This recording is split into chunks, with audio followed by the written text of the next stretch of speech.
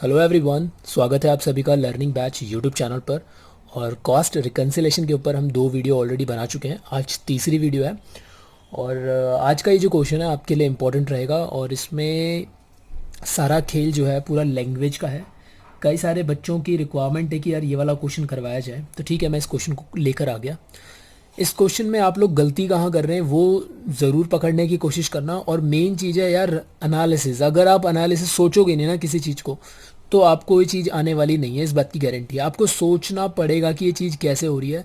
ये सोचने के लिए आपको शांत कहीं पे बैठना पड़ेगा कोने में अपने घर में, ठीक है। तो जब तक सोचेंगे नहीं तब तक काम नहीं बनेगा। मैं बकवासबाजी बंद करके सीधा क्वेश्चन शुरू करता हूँ। तो अभी तक हम क्या कर रहे थे, कॉस्ट रिकन्सिलेशन के लिए सीधा एक फॉर्मेट रेडी कर रहे थे, एक प्लस साइड और नेगेटिव साइड को लेकर, ठीक है। अब देख लेते हैं हमें क्वेश्चन में गिवन क्या है। तो हम रिकन्सिलेशन क्यों बनाते हैं, हमें 2 प्रॉफिट दिए हुए होते हैं, दोनों अगर डिफरेंट होते हैं तो हम उसको रिकनसाइल करने की कोशिश करते हैं। किसी एक प्रॉफिट को लेते हैं और दूसरे प्रॉफिट तक लेकर पहुंचते हैं और मैच करवाते हैं। और किसी एक प्रॉफिट को किसको लेते हैं, क्योंकि हम कॉस्ट अकाउंटिंग कर रहे हैं तो हम कॉस्ट वाले ही प्रॉफिट को लेते हैं, ऑब्वियस ही बात है। अच्छा, ज़रूरी नहीं कि हर बार प्रॉफिट ही हो सॉरी, कभी कभी दोनों जगह लॉस भी हो सकता है और कभी कभी एक जगह लॉस और एक जगह प्रॉफिट भी हो सकता है, डिपेंड ऑन केस। अब जैसे कि इस क्वेश्चन में अगर हम देखें तो यहाँ पे net loss as per financial records, यानी फाइनेंशियल अकाउंट के हिसाब से नेट लॉस आया हुआ है इतना, और net loss as per cost recording जो आया हुआ है 170 to 400 आया हुआ है। दोनों में नेट लॉस आया हुआ है। नेट लॉस आया, जरा इमेजिन करके देखो कि ये आपका P&L अकाउंटिंग है फाइनेंशियल बुक के हिसाब से। Just wait, okay. तो ये आपका फाइनेंशियल बुक के हिसाब से यहाँ पर, यहाँ थोड़ा सा और बड़ा कर देते हैं, ये रहा, ये है फाइनेंशियल बुक। और कॉस्ट शीट ना बनाकर मैं आपको कॉस्ट अकाउंट के फॉर्म में इसे दिखा देता हूँ। है तो ये कॉस्ट बुक ही खैर, लेकिन मैं इसे अकाउंट फॉर्म दे देता हूँ ताकि इजी लगे देखने में, ठीक। यहाँ आएगी सेल, सारे खर्चे जो भी आपके कॉस्ट अकाउंटिंग वाले होते हैं। कितने खर्चे होते हैं, 6 खर्चे होते हैं। उन 6 खर्चों को घटाकर आपका प्रॉफिट आ जाता है। प्रॉफिट इस तरफ शो होता है, और अगर सेल कम हुई, खर्चे ज़्यादा हुई, तो आपका लॉस आ जाएगा सॉरी, यहाँ पर। इतनी बात क्लियर है। सेम अगेन यहाँ पर दोबारा सेल और सारे खर्चे, और अगर खर्चे ज़्यादा हुए, सेल कम हुई, तो आपका आता है लॉस। तो इस क्वेश्चन में दोनों ही बुक्स के अंदर लॉस आया हुआ है। कितना कितना आया मैं दोनों में लिखना चाहूँगा। तो यहाँ पे फाइनेंशियल रिकॉर्ड्स के अंदर 216,045, 216,045 का लॉस है। और कॉस्ट बुक के अंदर 172,400, 172,400, 170 to 400। इतनी बात क्लियर है। तो दोनों ही बुक्स के अंदर कहीं ना कहीं क्या है, आपका लॉस है। क्लियर है। आगे देखते हैं फिर क्या बोलते हैं। तो यहाँ पर इसने जितने भी रिकनसाइल, मतलब जिन जिन वजहों से डिफरेंस आया वो सारी वजह इसने ऑलरेडी दे रखी है। बस अब हमें इन वजहों को किसी एक प्रॉफिट या एक लॉस में सेट करना है और देखना है कि क्या इन वजहों को इसके किसी एक लॉस के साथ एडजस्ट करने के बाद क्या हम दूसरे वाले लॉस के इक्वल आ पा रहे हैं या नहीं आ पा रहे हैं। अगर हम इक्वल आ रहे हैं तो मतलब हमने सही रिकनसाइल करा है, मतलब ये जो चीज़ें हमने ढूंढी हैं ये बिल्कुल सही वजह है जिनकी वजह से ये लॉस या प्रॉफिट बोलें वो डिफरेंस आ रहे हैं। क्लियर है। तो एक एक को इनमें मैच करने की कोशिश करेंगे। आपको बस एनालिसिस ये करनी है क्या कि कोई भी खर्चे, मतलब कोई भी जो प्रॉफिट है या फिर कोई भी लॉस है वो किसी खर्चे या इनकम के आने या कम होने से क्या बढ़ता है या घटता है, ये चीज़ आपको एनालिसिस करनी है। लास्ट 2 वीडियोज़ में मैंने वही एनालिसिस करवाया था। तो यहाँ पे बोलता है वर्क ओवरहेड्स, कहता है वर्क ओवरहेड अंडर रिकवर्ड। मैंने बताया था आपको, रिकवर्ड हो, चार्ज हो, मतलब इसका मतलब क्या होता है, रिकॉर्ड करने की बात ही कर रहे हैं। तो वर्क ओवरहेड जो है वो अंडर रिकवर्ड है कॉस्टिंग के अंदर, यानी कॉस्ट बुक जो आपने बनाई है वहाँ पे वर्क ओवरहेड जो है कम रिकॉर्ड हो रखा है, कम चार्ज हो रखा है, कम रिकवर्ड हो रखा है। कितना, 3120 कम हो रखा है। अब असली में कितना है ये नहीं पता, लेकिन कॉस्टिंग के अंदर इतना कम है। थोड़ा इमेजिन करो मेरे साथ। अच्छा ये बता दो, वर्क ओवरहेड इस साइड आता है, मतलब खर्चे साइड आता है या इनकम साइड आता है। सबको पता है खर्चों की साइड आता है। तो यहाँ पर कोई वर्क ओवरहेड नाम का कोई खर्चा था और वही वर्क ओवरहेड इधर भी था, लेकिन इधर जो था कॉस्ट अकाउंटिंग के अंदर वो 3120 कम था। यानी जब अब मुझे क्या करना है इन दोनों को बराबर करने के लिए, एडिटिंग किसके अंदर करनी है, क्योंकि मैंने लॉस कौन सा सेलेक्ट करना है, कॉस्टिंग वाला। ठीक, तो पहले मैं लिख भी देता हूँ इसको कि मैंने जो लॉस लिया इस बार, प्रॉफिट तो है नहीं हमारे पास, तो loss as per cost book लिखना पड़ेगा हमें यहाँ पे, loss as per cost book, मैंने शॉर्ट लिख दिया यहाँ पे, loss as per cost book. अच्छा, लॉस पॉजिटिव साइन में रखूँ या नेगेटिव, किस में बढ़िया रहेगा? ऑब्वियस सी बात है नेगेटिव में, क्योंकि ये नेगेटिविटी को शो कर रहा है। कितना लिख दूँ? 172,400 का मेरा क्या है? लॉस है। इतना डन। आ जाओ फिर से वहीं पे जहाँ पे मैं आपको बता रहा था। कहता है वर्क ओवरहेड जो है यहाँ पर कॉस्ट बुक के अंदर कम चार्ज हुआ है, कितना? 3120। मतलब यहाँ पे 3120 और होना चाहिए था। अगर मैं इसको एडिट करूँ तो यहाँ पे इमेजिनेशन के अंदर 3120 इस खर्चे के अंदर और होना चाहिए था 3120। अब मुझे बताओ, अगर मैं यहाँ पे 3120 खर्चा और बढ़ा दूंगा तो मेरे लॉस पे क्या फ़र्क पड़ेगा? सोच के देखो आराम से। मैं प्रॉफिट की बात नहीं कर रहा। अगर मैं खर्चा बढ़ाऊंगा तो ऑब्वियस से प्रॉफिट तो कम हो जाएगा, लेकिन लॉस क्या होगा? अगर मैं इस खर्चे को यहाँ पर, जो कि गलत हो रखा है, जो गलत नहीं, जो कि मतलब फाइनेंशियल वालों के हिसाब से तो अपना ठीक है, लेकिन हमारे हिसाब से जो भी है इतना है, लेकिन दोनों को जब हम देख रहे हैं तो कॉस्ट बुक के अंदर 3120 रुपये जो है वो कम है। तो अब मैंने इमेजिनेशन के अंदर इसमें 3120 रुपये इस खर्चे के अंदर जोड़ा है, तो लॉस पे क्या फ़र्क पड़ेगा? इस लॉस पे ये चेंज होगा? बिल्कुल चेंज होगा यार। जब आप कोई नई चीज़ लेकर आ रहे हो अपने खर्चे और इनकम के अंदर, तो इस पे तो फ़र्क पड़ेगा ना, क्योंकि लास्ट रिजल्ट तो यही था आपका। तो रिजल्ट में फ़र्क पड़ेगा। इस रिजल्ट को हमें नहीं छेड़ना, हमें इस रिजल्ट को छेड़ना है और इसको इसके बराबर करना है। तो यहाँ पे क्या फ़र्क पड़ेगा फट बताओ? यस, खर्चा अगर बढ़ा रहे हो तो ये लॉस जो है ये आपका और बढ़ जाएगा। ठीक है, मैं फिर से बोल रहा हूँ, लाइन जरा ध्यान से बैक करके दोबारा सुनो। खर्चा अगर बढ़ाओगे तो ये लॉस और बढ़ जाएगा। ठीक है, डायरेक्ट रिलेशन बन रहा है लॉस और खर्चे में। जितने खर्चे बढ़ेंगे लॉस और बढ़ता रहेगा। इनकम वहीं की वहीं है, इनकम तो रुक गई, लेकिन खर्चे और बढ़ेगा तो यहाँ पे लॉस और इंक्रीज हो जाएगा। अब ना, अब सुनना, सारा खेल शब्दों का है। मैंने कहा लॉस इंक्रीज हो जाएगा। अब कई बच्चे क्या करते हैं, लॉस इंक्रीज हो जाएगा और वो इंक्रीज इंक्रीज इंक्रीज सुनते सुनते सुनते वो प्लस में डाल देते हैं उस वैल्यू को। अरे नहीं, आपको क्या करना है, ये जो नेगेटिविटी है, देखो नेगेटिविटी को बढ़ाने के लिए हमें नेगेटिव में ही तो वैल्यू डालनी पड़ेगी।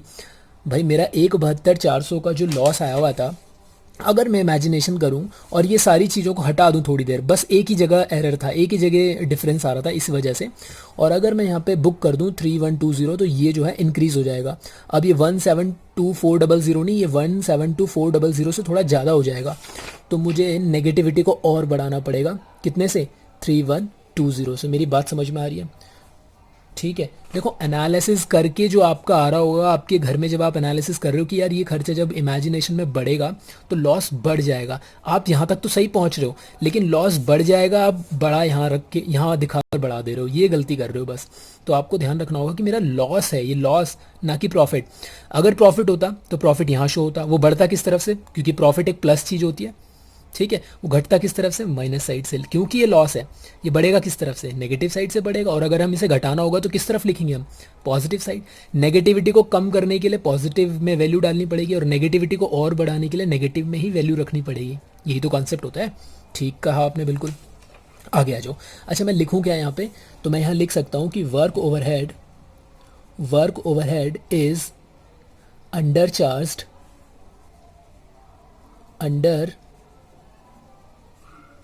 चार्ज्ड इन, कहाँ पर? कॉस्ट बुक के अंदर जो है वर्क ओवरहेड कम चार्ज हो रखे हैं, तो और चार्ज कर दो। कितने से कम चार्ज हो रखे हैं? 3120 से। तो जब हम और चार्ज कर देंगे तो हमारी जो नेगेटिविटी है 172,400 वो और बढ़ जाएगी, और उसको ऐसे वे बढ़ता हुआ दिखाओगे। बात समझ में आ रही है? एक और करते हैं, आ जाएगा धीरे धीरे, डो नॉट वरी। एक और लेते हैं। यहाँ पे बोलते हैं administration overhead recovered in excess. अब रिकवर्ड मतलब वही अगेन दोबारा से चार्ज की बात कर रहा है। एडमिनिस्ट्रेशन के जो ओवरहेड्स हैं वो रिकवर हो, मतलब चार्ज हो चुके हैं, रिकॉर्ड हो चुके हैं ज़्यादा। कितने? 1700 से ज़्यादा। अब यहाँ पे ना एक चीज़ दिक्कत आ रही है, जैसे कि यहाँ पे बोला हुआ था कि कम रिकॉर्ड हुए हैं कॉस्टिंग के अंदर, यहाँ पे ये नहीं बताया कि किसके अंदर रिकॉर्ड हुए हैं ज़्यादा। मतलब एक्सेस तो रिकॉर्ड हुए हैं, लेकिन कॉस्ट बुक के अंदर या फाइनेंशियल बुक के अंदर। अब यहाँ पे तो हमें यार खुद से थोड़ा अपना लॉजिक लगाना पड़ेगा, खुद से एक एजम्पशन लेनी पड़ेगी। देखो, ये ओवरहेड की भाषा फाइनेंशियल अकाउंट्स के अंदर नहीं चलती। जब तक आप फाइनेंशियल अकाउंट पढ़ते थे, ट्रेडिंग P&L बनाते थे, वहाँ पे ओवरहेड नाम से आपने कुछ सुना ही नहीं होगा। ओवरहेड कब सुना? जब आप कॉस्टिंग के अंदर आए। तो मतलब ये कॉस्टिंग के अंदर जो है 1700 रुपये से ज़्यादा आप क्या दिखा चुके हो? एडमिनिस्ट्रेशन ओवरहेड दिखा चुके हो। थोड़ा एनालिसिस कर लेते हैं। यहाँ देखो आप, अच्छा पहले मुझे बताओ, जो एडमिनिस्ट्रेशन ओवरहेड है ये खर्चे साइड में आता है या इनकम साइड में आता है? ये खर्चे साइड में आता है। तो कोई एडमिनिस्ट्रेशन ओवरहेड यहाँ था और यहाँ भी उतना ही होना चाहिए था, लेकिन यहाँ पे 1700 रुपये ज़्यादा है। तो अब मुझे मिटाना पड़ेगा, इसे इरेज करना पड़ेगा इमेजिनेशन के अंदर, क्योंकि यहाँ पे कॉस्ट बुक के अंदर 1700 रुपये ज़्यादा मैंने एडमिनिस्ट्रेशन ओवरहेड दिखा रखा है। असली में नहीं मिटाऊंगा, इमेजिनेशन के अंदर अगर मिटाऊंगा तो लॉस पे क्या फ़र्क पड़ेगा, जल्दी से बताओ। मैं कोई अपना खर्चा यहाँ पे कम करूँगा, मिटाऊंगा, तो ये मेरा जो लॉस है ये कम हो जाएगा। ठीक है, लॉस है कम हो जाएगा, 1700 रुपये से कम हो जाएगा, कम हो जाएगा, कम हो जाएगा, कम हो जाएगा, मतलब इधर दिखाऊंगा मैं इसको। बताओ कैसा लगा, समझ आया तो बता दो, नहीं आया तो फिर भी बता दो। कमेंट्स है नीचे, उनमें करा करो अपने कमेंट्स। ठीक, मैं जल्दी फास्ट नहीं जाना चाह रहा, मैं चाह रहा हूँ आपको चीज़ समझ में आ जाए। ठीक है, क्योंकि इस एक क्वेश्चन से काफ़ी अच्छा कॉन्सेप्ट क्लियर हो जाएगा आपका, मैं ही चाहता हूँ। अब बताओ मैं यहाँ लिखूँ क्या, कोई है जो बोलेगा? यहाँ लिखना चाहिए हमें एडमिनिस्ट्रेशन ओवरहेड इज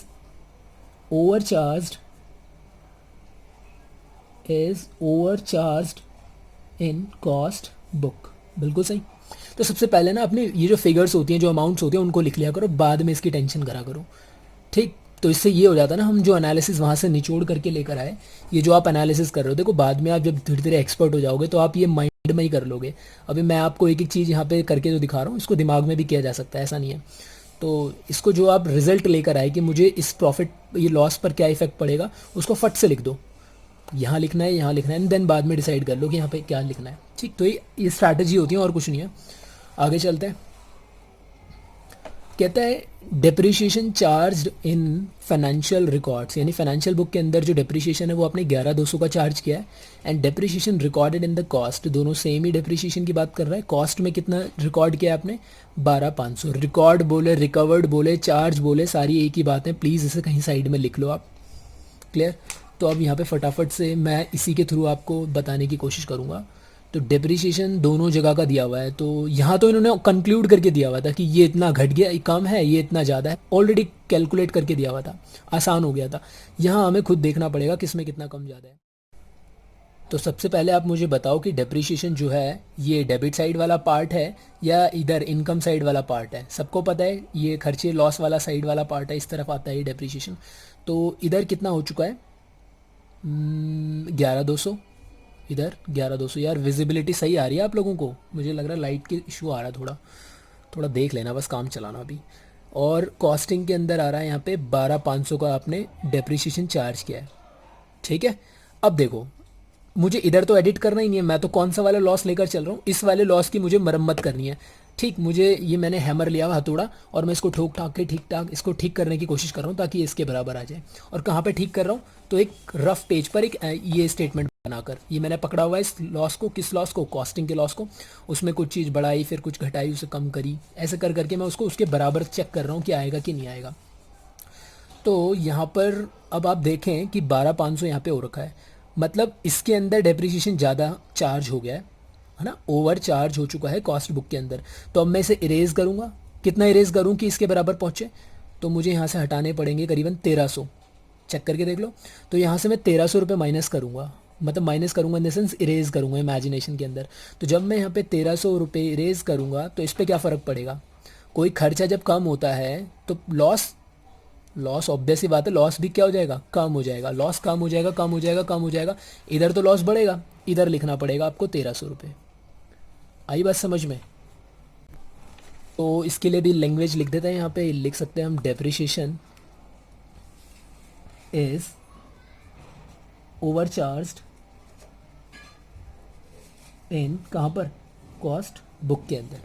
अगर आप यहाँ पे loss as per financial book लेकर चल रहे होते तो फिर आपको सारी चीज़ें किसके रेस्पेक्ट में लेनी होती है? यहाँ पे फाइनेंशियल बुक के हिसाब से लेनी होती है। लेकिन हम क्या करके चल रहे हैं? हम कॉस्ट बुक का लॉस लेकर चल रहे हैं। आप घर में एक एक्सपेरिमेंट कर जरूर लेना, लॉस एज पर जो है फाइनेंशियल बुक लेना, एंड देन उसके रेस्पेक्ट में सोचते हुए काम करना, एंड देन देखना कि कॉस्ट बुक के लॉस के बराबर आ रहा है या नहीं आ रहा है।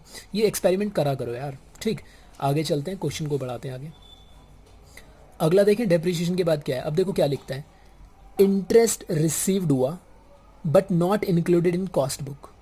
अब मुझे पहले तो ये बता दो, इंटरेस्ट रिसीव्ड हुआ तो मतलब ये इस साइड वाला पार्ट है या इस साइड वाला पार्ट है?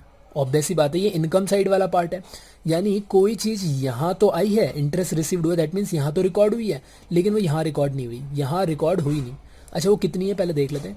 Interest received but not included in the cost book 8,000, यानी आपने कोई चीज़ 8,000 यहाँ रिकॉर्ड करी और यहाँ रिकॉर्ड नहीं करी।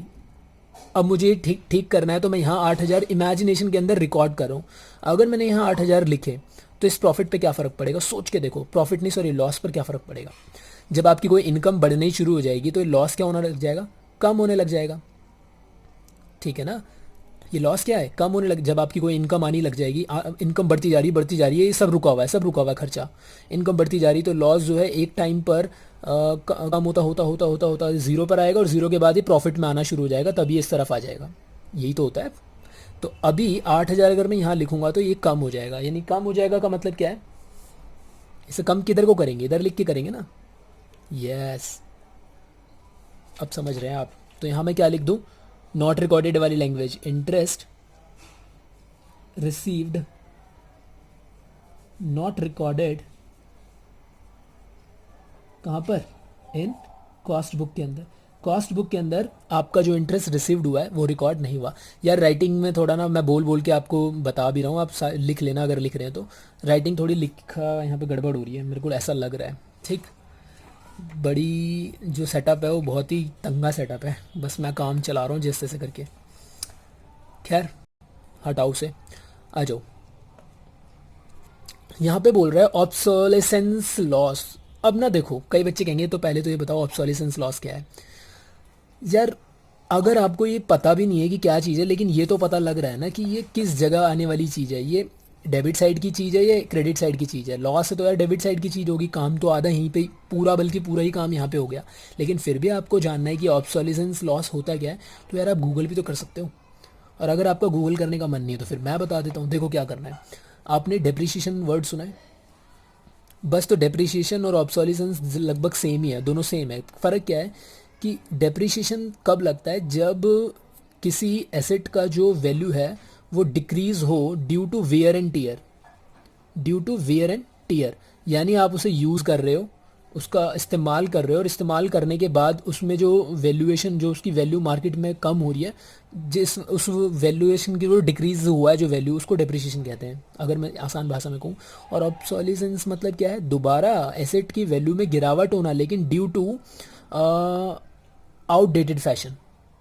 वर्ड आया यहाँ पे, आउटडेटेड फैशन, यानी फैशन का जो उसका ट्रेंड था वो फैशन उसका ख़त्म हो गया, अब लोग उसे नहीं पसंद कर रहे हैं, तो इस वजह से उसकी अगर वैल्यू गिर रही है आपके एसेट की, तो उस लॉस को आप ऑब्सोलिसेंस कहते हैं। और अगर वियर एंड टीयर की वजह से उसकी वैल्यूएशन डाउन गई है तो उसको फिर आप उसे क्या कहेंगे, डेप्रिसिएशन कहेंगे। बस इतना फ़र्क है और कुछ नहीं है। तो कुल मिला के दोनों चीज़ें लगभग लगभग सेम है, दोनों ही आपके एसेट्स की वैल्यूएशन को डाउन करने के लिए रिप्रेजेंट किए जाते हैं। ठीक है, तो आप कह सकते हो कि मेरे एसेट पर डेप्रिसिएशन लग रहा है या फिर मेरे एसेट पर ऑब्सोलिसेंस लग रहा है, एक ही बात है, लगभग लगभग सेम दोनों। ठीक, लेकिन उससे बड़ा मुद्दा ये था कि इसकी पहचान करना कि इसकी ट्रीटमेंट होगी क्या। तो ऑब्सोलिसेंस लॉस अगर आप बुक करते हैं तो कहाँ बुक करेंगे, इसे खर्चों की साइड में बुक करेंगे, ऑब्वियस है। तो आ जाओ जरा, obsolescence loss charge in financial records में कितना हो चुका है, 5700। यहाँ पे 5700 रिकॉर्ड हो चुका है। अब देखो इसने और कहीं कुछ बोला नहीं है ऑब्सोलिसेंस के बारे में, मतलब ये कॉस्ट बुक के अंदर रिकॉर्ड नहीं हुआ है, ये हमें अपने आप दिमाग लगाना है, क्योंकि इसने बोला ऑब्सोलिसेंस लॉस जो है फाइनेंशियल बुक्स के अंदर रिकॉर्ड हुआ है, तो मतलब यहाँ रिकॉर्ड नहीं हुआ है। तो अब मैं यहाँ पे अगर रिकॉर्ड करूँ इमेजिनेशन के अंदर, तो सोचो अगर मैं अपने खर्चे बढ़ाऊंगा तो लॉस और बढ़ेगा, पॉजिटिव रिलेशन होता है ना। खर्चा अगर मैं यहाँ पे 5700 बुक करूँ तो ये बढ़ जाएगा 5700 से, तो यहाँ पे लिख देता हूँ मैं इसे 5700 से ये इंक्रीज हो जाएगा। तो मैं क्या लिख दूँ यहाँ पे, ऑब्सोलिसेंस लॉस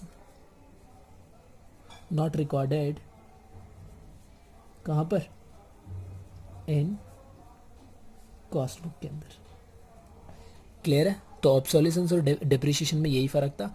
डेप्रिसिएशन जो है आपके एसेट्स की वैल्यू में गिरावट को शो करता है due to wear and tear, and obsolescence loss जो है वो भी आपके एसेट्स में गिरावट शो करता है ड्यू टू आउटडेटेड फैशन, कह सकते हैं। डन। आगे देखो, income tax provided in financial book. Financial book में इनकम टैक्स आपने शो कर रखा है, प्रोवाइड कर रखा है, दिखा रखा है 40,300 का। अब इनकम टैक्स फिर अगेन खर्चे साइड में ही आएगा, इनकम टैक्स मिलेगा थोड़ी ना, इनकम थोड़ी ना होती है आपकी, इनकम टैक्स आप पे करते हो, तो दैट इज़ योर एक्सपेंस। तो आपने 40,000 कितने का था वहाँ पे, 300 का, 40,300 का जो इनकम टैक्स है ऑब्वियस ही बात है वो इधर ही आता है, फाइनेंशियल उसका पार्ट था, यहाँ तो दिखाई नहीं देता। लेकिन अगर हम दिखाएं इसको इक्वल लाने के लिए, अगर हम यहाँ पे उस खर्चे को 40-300 को दिखाएं तो ये क्या हो जाएगा, ये और बढ़ जाएगा, बिल्कुल सही, और बढ़ जाएगा कितना, 40,300 से ये यहाँ इंक्रीज़ हो जाएगा। तो यहाँ पे भी लिख लेते हैं, फिर इसके लिए क्या नाम दे दें, इनकम टैक्स, आप पूरा लिखना इसे, इज़ नॉट रिकॉर्डेड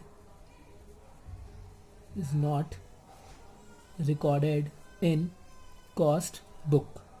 डन, फटाफट चलते हैं आगे। बोलता है bank interest credited in the financial book, कितना, 750 रुपये। अब बैंक इंटरेस्ट है और वो क्रेडिट हुआ, उसने साफ बोल दिया, मतलब बैंक इंटरेस्ट आपका हो सकता है कि डेबिट भी हो। मतलब देखो, अगर हम सिंपल बैंक इंटरेस्ट बोलें तो हो सकता है बैंक से इंटरेस्ट कटा हो या बैंक में इंटरेस्ट मिला हो, लेकिन उसने साफ बोल दिया क्रेडिट हुआ है, कितना, 750 रुपये, यानी इस तरफ ये शो कर रहा है आपकी इनकम हुई है, और वो इधर है, इधर आई नहीं है। 750, यही तो इसका मतलब है, बैंक इंटरेस्ट क्रेडिट हुआ है फाइनेंशियल बुक के अंदर 750 रुपये, सिंपल है। तो यहाँ भी अगर हम लिखें तो अगर कोई इनकम आनी शुरू हो जाएगी तो, और पहले से लॉस बैठा हुआ है और इनकम आ रही है, आनी शुरू हो गई, तो ये लॉस कम होना लग जाएगा। कितने से कम हो जाएगा, वही 750 से, क्योंकि 750 आप जब इधर दिखाओगे तो ये 750 से लॉस कम हो जाएगा। इधर ही लिखूंगा तो ये बढ़ेगा लॉस, मुझे इधर लिखना पड़ेगा, क्योंकि जो नेगेटिविटी है इसको कम करने के लिए किसी हीरो को आना पड़ेगा, हीरो मतलब पॉजिटिव बंदे को आना पड़ेगा। तो मैंने पॉजिटिव साइड में 750 लिखा, तो ये नेगेटिविटी कम हो जाएगी, ऐसा कुछ, ठीक, जस्ट इमेजिन। तो यहाँ पे मैं क्या लिख दूँ, बैंक इंटरेस्ट नॉट रिकॉर्डेड, मैं शॉर्ट लिख रहा हूँ यार, bank interest is not recorded, कहाँ पर, नॉट रिकॉर्डेड, अरे कहाँ पर बोल दो भाई, यस, कॉस्ट बुक के अंदर, ठीक। आगे आ जाओ, आओ भाई, अब लास्ट के रह रहे हैं 2 पॉइंट, तो सेकंड लास्ट पॉइंट देख लेते हैं एक बार। कहता है स्टोर्स एडजस्टमेंट। स्टोर एडजस्टमेंट का अगर आपको मतलब भी नहीं पता, वैसे मैं बता दूं, अगर आपको मान लो नहीं पता तो आप कैसे डील करेंगे वो भी मैं बता रहा हूँ। तो वैसे तो स्टोर एडजस्टमेंट का मतलब क्या होता है, स्टोर हमें याद दिलाता है, स्टोर मतलब जहाँ गुडाउन यानी जहाँ पे गुड्स रखे हुए होते हैं। तो आपका जो गुड्स होता है, जब आप किसी भी टाइम पीरियड को लें, यानी कोई ईयर लें या कोई मंथ लें, जिस भी टाइम फ्रेम का आप रिकन्सिलेशन बना रहे हैं, तो वहाँ पे आपका एक ओपनिंग स्टॉक होगा और एक क्लोजिंग स्टॉक होगा। ऐसा हो सकता है, ज़रूरी नहीं कि आपने सारा ही माल बेच दिया हो, क्या पता कुछ बचा भी हो। तो इनको जो एडजस्ट करके फाइनल वैल्यू जो आई है वो कितनी है, क्रेडिट इन फाइनेंशियल बुक में 475 दिखाई दे रही है। तो 475 की वैल्यू यहाँ पर दिखाई दे रही है, 475, यानी अब कोई ओपनिंग नहीं है, ओपनिंग इसके साथ एडजस्ट हो गया, और एडजस्ट होने के बाद क्लोजिंग का वेटेज ज़्यादा रहा होगा, तो वैल्यू किधर पड़ी, बची रह गई क्रेडिट साइड में, कितनी, 475। ऐसा सिर्फ फाइनेंशियल बुक में है, कॉस्ट बुक में है नहीं। तो सिंपल है, अगर मैं यहाँ कॉस्ट बुक में भी 475 लिखूंगा, कोई पॉजिटिव चीज़ आएगी तो ये जो लॉस है इस पर क्या फ़र्क पड़ेगा, कोई पॉजिटिव चीज़ आएगी तो ये लॉस कम होना शुरू हो जाएगा, कितने से, 475 रुपये से कम हो जाएगा। तो मेरे को इसे यहाँ शो करना पड़ेगा। देखो, कम हो जाएगा का मतलब माइनस में मत लिख देना यार, ये देख लेना कि आप किस चीज़ को कम और ज़्यादा कर रहे हो, ये इंपॉर्टेंट है, सारा खेल इसी में ही है, ठीक। तो मैं यहाँ क्या लिखूँगा कि store adjustment is not recorded, यही तो लिखूँगा, store adjustment is not recorded कहाँ पर, इन कॉस्ट बुक के अंदर रिकॉर्ड ही नहीं है। क्लियर? देखो यार, अगर क्लियर हो रही है चीज़ तो फटाफट से लाइक बनता है, लाइक करना पड़ेगा अगर क्लियर हो रही है तो, नहीं तो फिर डिसलाइक भी है, ठीक। और अगर अभी तक चैनल सब्सक्राइब नहीं किया तो पहले सब्सक्राइब कर लो, फिर ऐसी वीडियोस बना रहा हूँ मैं बट फटाफट से, तो आपके पास नोटिफिकेशन नहीं पहुँच रही।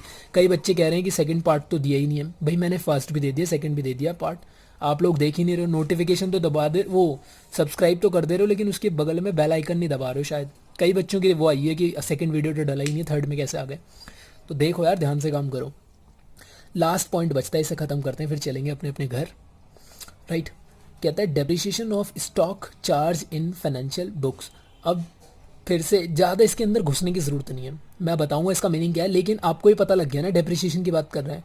फाइनेंशियल बुक में कोई डेप्रिसिएशन है, वो चार्ज किया है 6750, ऊपर भी डेप्रिसिएशन था, कोई बात नहीं, जितनी बार आ रहा है छोड़ो ना। लेकिन अगर फिर भी इसे थोड़ा सा अंदर से समझना है तो ये डेप्रिसिएशन वो फिक्स एसेट के बारे में था, और ये डेप्रिसिएशन स्टॉक पर है। अब आप कहोगे स्टॉक पर डेप्रिसिएशन, छोड़ो यार, क्वेश्चन में बोला हुआ है डेप्रिसिएशन फाइनेंशियल बुक के अंदर 6750 का लगा है, हमें तो अपना क्वेश्चन कंप्लीट करना है।